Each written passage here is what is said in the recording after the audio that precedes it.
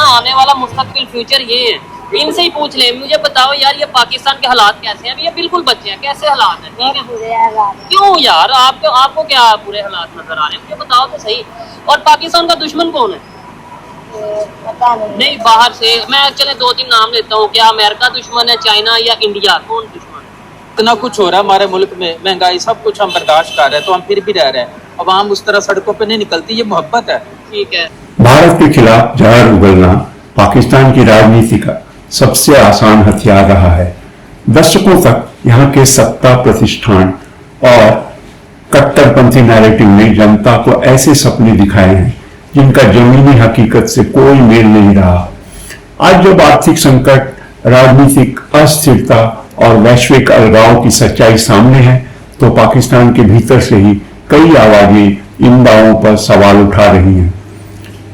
हम प्रस्तुत कर रहे हैं कुछ ऐसे वायरल वीडियो जिनमें आप सुन सकते हैं कैसे वही नैरेटिव जो वर्षों तक बेचा गया अब चुनौती का सामना कर रहा है। कौन जिम्मेदार है कि ये जो नसारा की साजिश है, हाँ, यहूदो नसारा की, बिल्कुल उनकी साजिश है। हिंदुस्तान और इसके अलावा जो अफगानिस्तान में खारजी है, हाँ, वो नहीं चाहते कि यहाँ पे मुल्क में अमन कायम हो। ठीक है। और जो हमारी आर्मी कुर्बानियाँ दे रही है पाकिस्तान पे, क्योंकि हमारी वाहिद जो है ना ISI, वो दुनिया की तमाम इंटेलिजेंस से लड़ रही है अकेली, जिसकी वजह से वो सब जो है ना पाकिस्तान को नुकसान पहुँचाना चाहती है। जिस तरह उन्होंने ईरान को घेरा है, वो चाहते पाकिस्तान को भी घेरे। कि भारत कुछ ज़रूरत से ज़्यादा जो है वो कह लीजिए कि इंटरेस्ट ले रहा है, या वहाँ से कमेंट्स आ रहे हैं जिससे और मामला खराब हो रहे हैं, या आपको लगता है नहीं जो कुछ भी हो रहा है उसमें पाकिस्तान की अपनी ही सरकार की गलतियाँ हैं? नहीं, आपको समझना पड़ेगा कि मकबूजा कश्मीर में, पाकिस्तान मकबूजा कश्मीर में, गिलगित बाल्टिस्तान में और बाकी जगहों में इतनी डिस्टर्बेंसेस क्यों, खासकर जो मकबूजा कश्मीर है उसमें इतनी डिस्टर्बेंसेस क्यों है? वो इसलिए हैं कि आपने हमेशा POJK को एक कॉलोनी की तरह ट्रीट किया। गिलगित बाल्टिस्तान के साथ भी यही है, POJK के साथ भी यही है। POJK के जो नेचुरल रिसोर्सेज है उनके बेनिफिट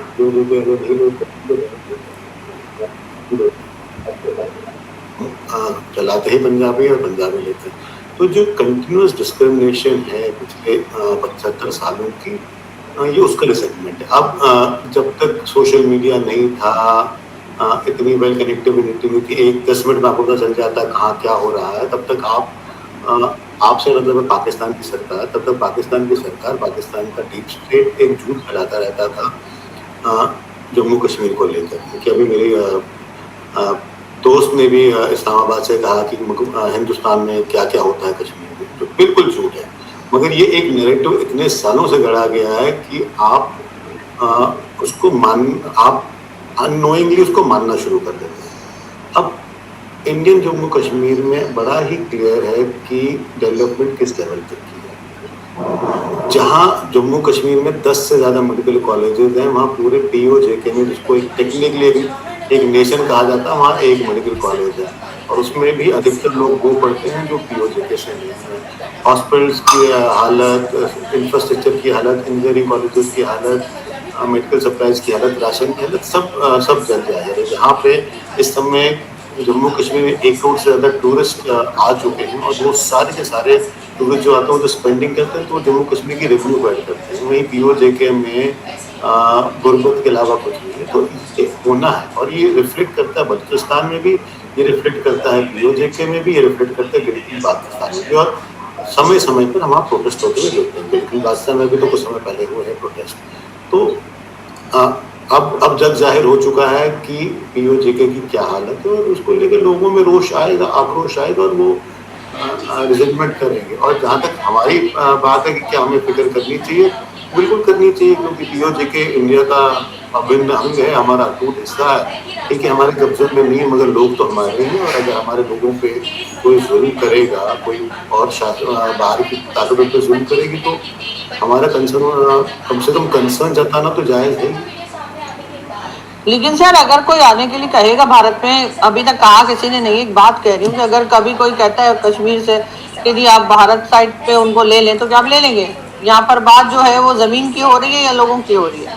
उनकी हो रही है, जमीन की भी हो रही है और लोगों की भी हो रही है। जमीन हमारी है और जब जमीन हमारी तो जमीन पे जो लोग हैं वो भी हमारे हैं।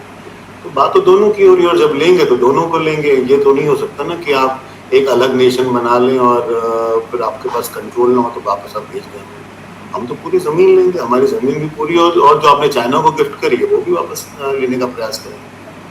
लेकिन वजिहा पाकिस्तान का भी यही क्लेम है कि कश्मीर हमारा है, और दूसरी साइड यानी जम्मू कश्मीर जो है वो भी पाकिस्तान का ही हिस्सा बनेगा।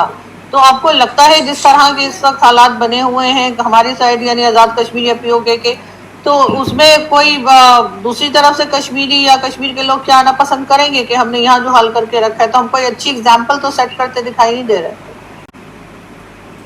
उस कश्मीर की जिसके ऊपर पाकिस्तान के सरकार के लोग, उनके वजीर मुशीर कहते हैं कि हमने इसकी खातिर जंगें लड़ी, वो कश्मीर जिसके ऊपर कहा जाता है कि वो पाकिस्तान के दाल चावल आटे पर पलता है, उस कश्मीर की जहाँ पर गुज़िश्ता तकरीबन 40 दिनों से मुकम्मल ब्लैक आउट है, इंटरनेट बंद है, मोबाइल सर्विसेज बंद है, रास्ते बंद है, और आप कुछ चीज़ वहाँ पे नहीं लेके जाते। कुछ चीज़ से मेरा मतलब खाने पीने की अशिया या मेडिसिन की बात करता हूँ।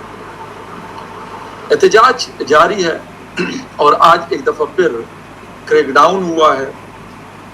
जो एक धरना दिया जा रहा था उसके ऊपर कोटली शुजाबाद के इलाके में, और 2 लोगों की जानें जो हैं वो कंफर्म हो चुकी हैं कि वो गोलियों का निशाना बने।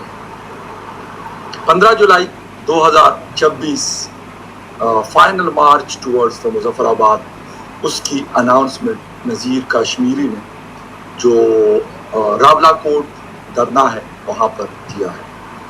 हुकूमत की कोशिश और शायद फैसला ये है कि भरपूर ताकत का इस्तेमाल करके किसी भी तरीके से इस धरने को ख़त्म किया जाए। इसके लिए चाहे कुछ भी करना पड़े,